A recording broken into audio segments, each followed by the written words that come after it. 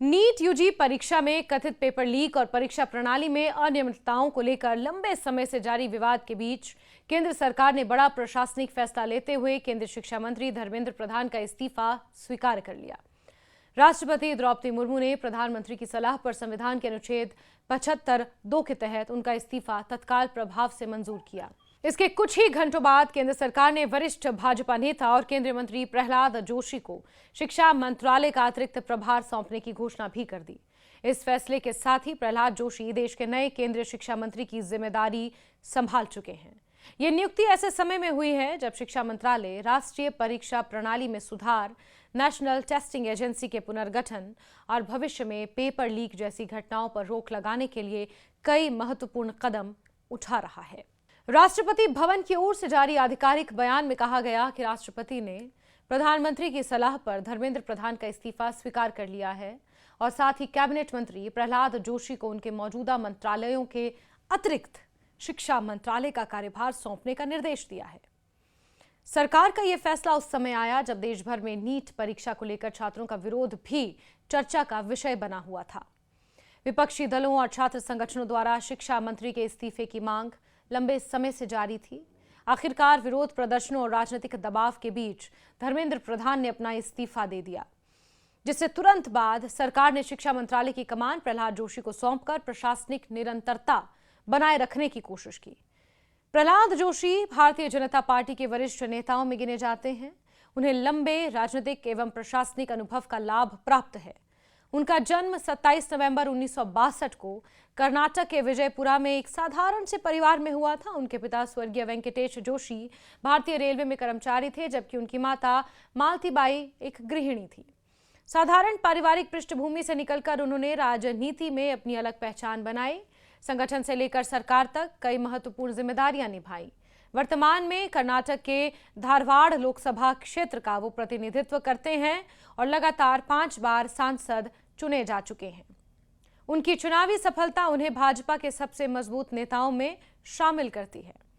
शिक्षा मंत्री का अतिरिक्त प्रभार मिलने से पहले प्रहलाद जोशी केंद्र सरकार में खाद्य एवं उपभोक्ता मामलों के मंत्री के रूप में कार्य कर रहे थे।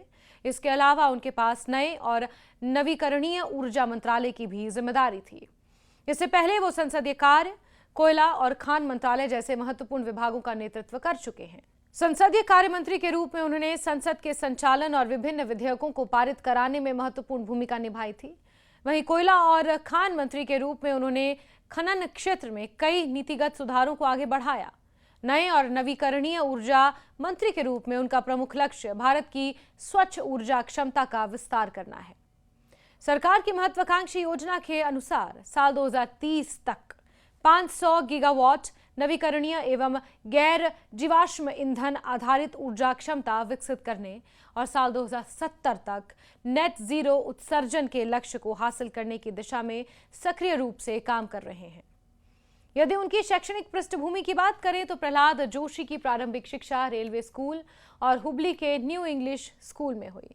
इसके बाद उन्होंने कर्नाटक विश्वविद्यालय से संबंध रखने वाले केएस आर्ट्स कॉलेज हुबली से बैचलर ऑफ आर्ट्स यानी कि बीए की डिग्री हासिल की।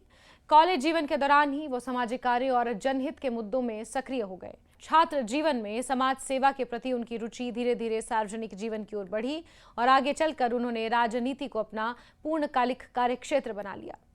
राजनीतिक जीवन में आने से पहले उन्होंने हुबली में एक छोटा औद्योगिक व्यवसाय भी संचालित किया। इसी दौरान उनका राष्ट्रीय स्वयंसेवक संघ से जुड़ाव हुआ। संगठनात्मक कार्यों के माध्यम से उन्होंने अपनी पहचान मजबूत की और विभिन्न जन आंदोलनों में सक्रिय भूमिका निभाई।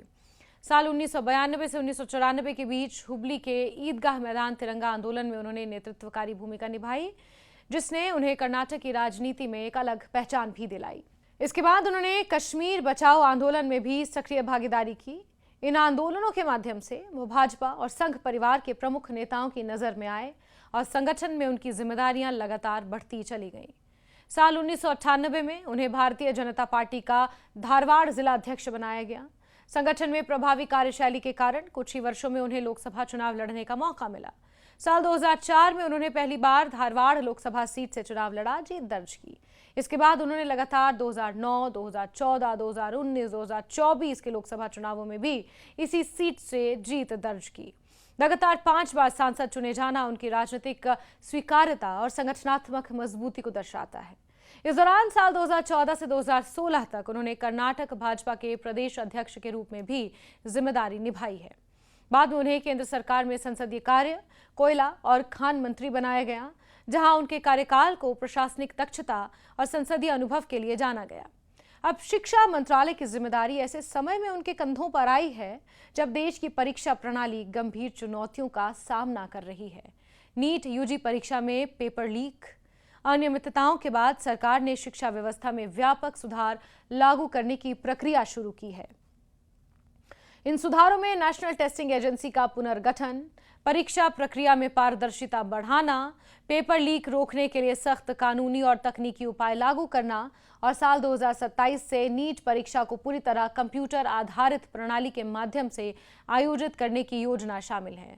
सरकार का मानना है कि डिजिटल परीक्षा प्रणाली अपनाने से प्रश्न पत्र लीक होने की संभावना काफी कम होगी और परीक्षा प्रक्रिया अधिक सुरक्षित एवं विश्वसनीय होगी।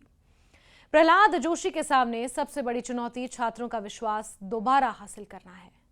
पिछले कुछ महीनों में देश भर के कई शहरों में छात्रों ने परीक्षा प्रणाली में पारदर्शिता और जवाबदेही की मांग को लेकर प्रदर्शन किए।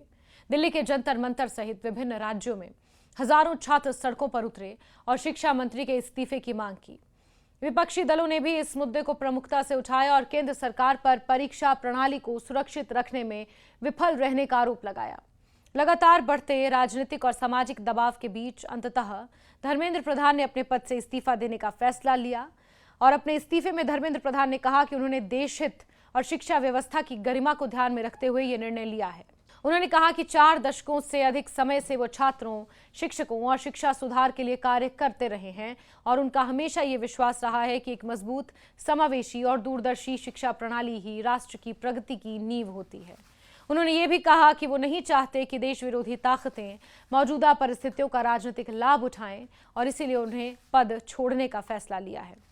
इस्तीफे के कुछ ही घंटे बाद आंदोलनकारी संगठन सीजेपी यानी कॉकरोच जनता पार्टी के प्रतिनिधियों ने भी महत्वपूर्ण घोषणा की।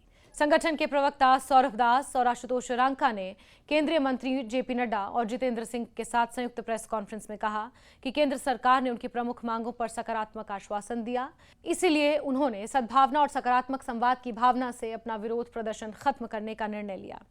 संगठन का कहना है कि यदि सरकार अपने वादों को समयबद्ध तरीके से लागू करती है तो इससे परीक्षा प्रणाली में सुधार और छात्रों का विश्वास बहाल करने में मदद मिलेगी। प्रहलाद जोशी की नियुक्ति केवल एक मंत्री परिवर्तन नहीं है, बल्कि ऐसे समय में हुई है जब देश की शिक्षा व्यवस्था व्यापक सुधारों के दौर से गुजर रही है। उनके सामने परीक्षा प्रणाली की विश्वसनीयता बहाल करने, शिक्षा मंत्रालय में चल रहे सुधारों को गति देने, एनटीए के पुनर्गठन को प्रभावी ढंग से लागू करने और लाखों छात्रों का भरोसा दोबारा जीतने की बड़ी जिम्मेदारी है। आने वाले समय में उनकी कार्यशैली और सरकार द्वारा लागू किए जाने वाले शिक्षा सुधार ये तय करेंगे कि नीट विवाद के बाद उत्पन्न संकट से देश की परीक्षा प्रणाली कितनी जल्दी और कितनी मजबूती से उबर पाती है।